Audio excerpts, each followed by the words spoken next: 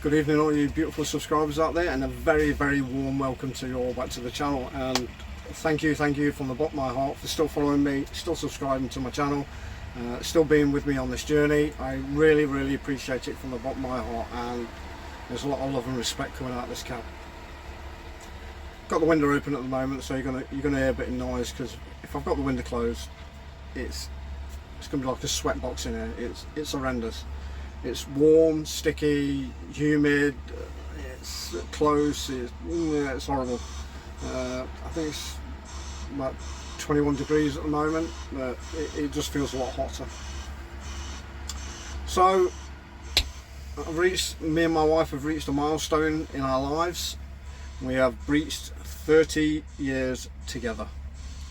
30 golden years together. Yeah. 94 we got married, and there we go.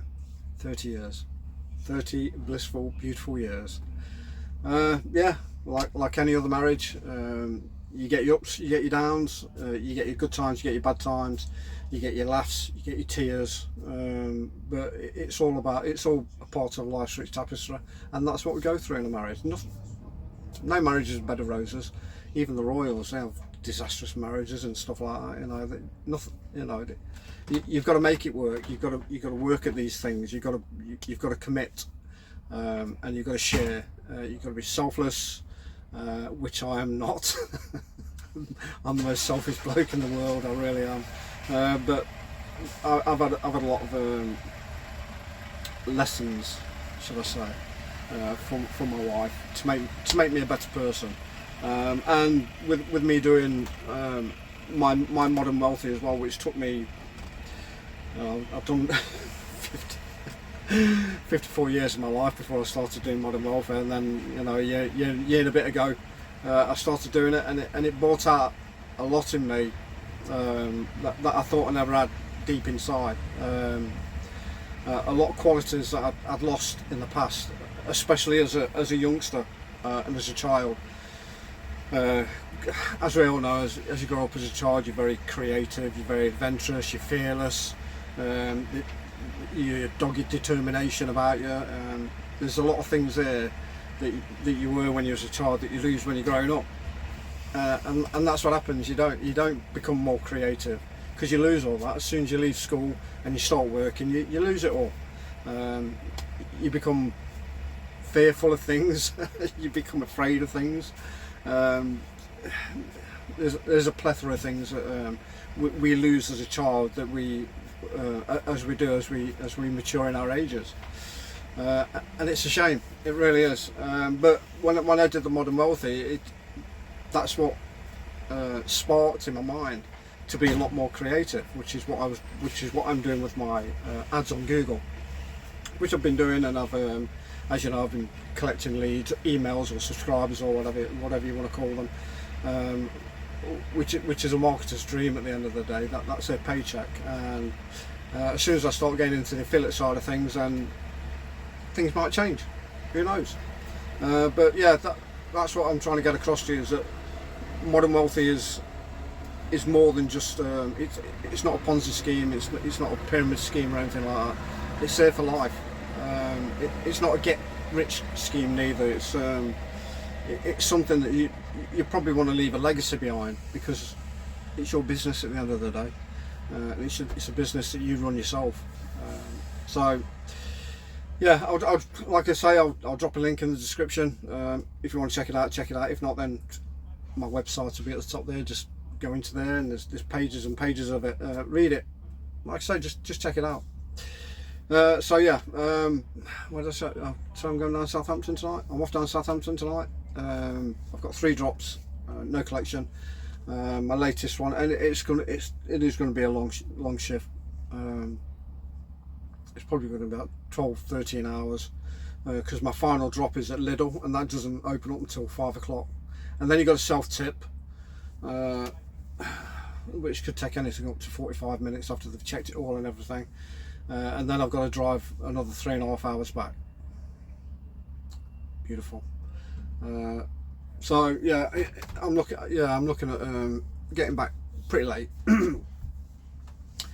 Because I need to. I want to try and get back as early as I can, because I've got to go and see my mechanic, the guy that normally sorts my car out and my wife's car out. I nearly blew up my wife's car tonight. So disappointed. I was so.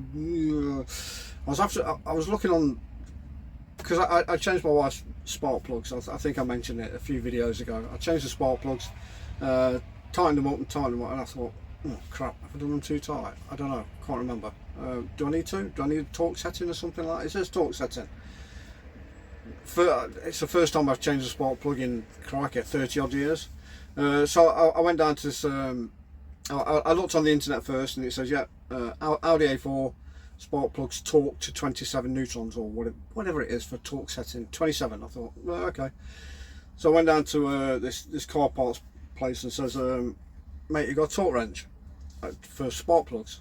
See, you don't really need it, mate. So just tighten it finger tight and then just give it a quarter turn, and that should do it. Oh, okay, yeah, no dramas. So I went to my father-in-law's to get his socket set, and he says, oh, I've got a torque wrench. Oh, brilliant, can I borrow it? So I took it, and I think what I did is I had it on the wrong setting to untighten it, and I think I tightened it a bit too tight, and it blew the plug. Basically started up, the thing flew out underneath the bonnet. Luckily I had the bonnet up, otherwise it had gone straight through. Oh, for God's sake. So now I had to call Darren, my mechanic, last night and say, can you come to the house tomorrow and bring your extractor tool, because I think the spark plug's still stuck in the engine block. And it is, I know it is, because I've blaming left it there. Oh my God, I'm not a mechanic, I'm a driver at the end of the day, but I thought I could do it. Obviously I can't. Never mind, live and learn. I know next time, if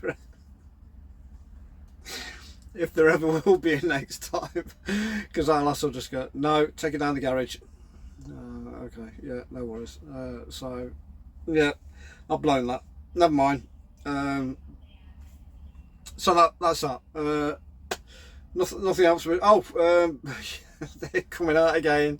They're coming out. Xander's won the Open, as you know. Rightly so. You know, he, like I say, came from behind, won by 2 shots, and they're all coming out. Yeah, he presses the ground to get rid of the spike marks when there isn't really any there.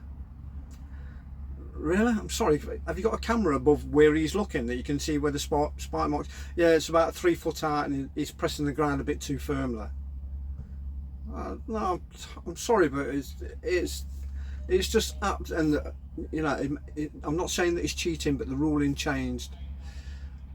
No, I'm sorry, but they did it with Bryson DeChambeau when he won, saying his putter's not legal and stuff like this, and now they're having to go at Xander Schauffele for pressing the ground too firmly when he's just got a 3 foot putt because there's spike marks there. I'm sorry, but unless you've got a camera above where he's standing and he's looking in that space of 3 feet where there's spike marks, then you can't bloody say, can you? Because you don't know. They say, oh no, but there's no need for him to do that. Well, obviously there is, because there's spike marks there, and that's why he's doing it. I just can't understand why these people just jump in and try and ruin somebody's victory. It's just back off. Jesus Christ, it's just unbelievable. Why can't they just leave it as it is? He's won a major. Don't try and bring the guy down by bringing out all this crap about him cheating. I don't know where these people get. I don't know how these people get off on it. I really don't. And you should wind your necks in and just let it lie, because nothing's going to change. It's wrong. It is so wrong. That's my rant over. I think I'll leave it there. Right, I'll better look for my trailer and take a nice slow drive down to Southampton. Hope you have a great evening, everybody. Drive safe, look after yourself, look out for those lunatics, because they are everywhere, and I'll see you for my 4th shift tomorrow. Thanks, guys.